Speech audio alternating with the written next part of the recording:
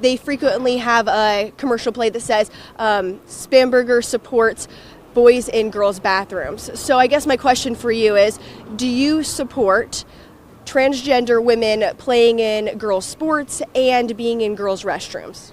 So in Virginia, we previously, until very recently, had a process in place where on an individual, one-by-one basis, schools, parents, principals, coaches were making decisions based on fairness, competitiveness, and safety, where a child might be able or might not be able to play in a particular sport. It was in place for 10 years. Over that time, there were roughly 40 kids who went through the process. Some were denied the ability to play the sport they wanted to play. Some were approved. But it was a process that involved parents, that involved coaches, that involved school districts, and people with knowledge of what is the particular sport, what is the age of the particular child. And I think that was a system that was working. And again, some kids were approved and some kids were denied based on competitiveness, fairness, and safety for all of our kids.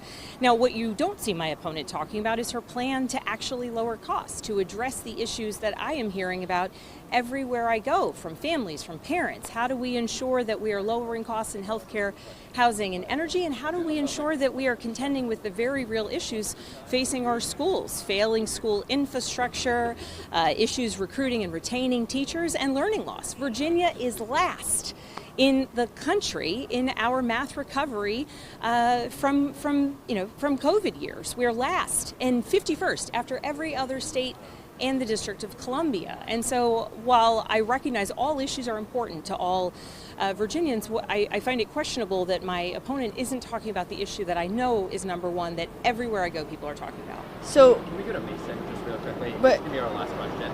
Just that same one, I just want to make sure that I actually understand. So if a bill landed on your desk and it had to do with restrooms or sports in this situation, I mean, would you support a bill that allowed this if it landed on your desk? I would support a bill that would put clear provisions in place that provide a lot of local ability for input based on the age of children, based on the type of sport, based on competitiveness, because certainly I absolutely recognize, I'm the mom of 3 daughters in Virginia public schools, and you know, they participate in all activities across the board. I recognize the concern that families and community members might have about the safety of their own kids, about competitiveness, about fairness, and I think that what the process that was in place for 10 years was one that was working. It was one that, you know, took individual circumstances and individual communities into account. And I think that is the process that Virginia should continue to utilize. So just based on individual circumstances.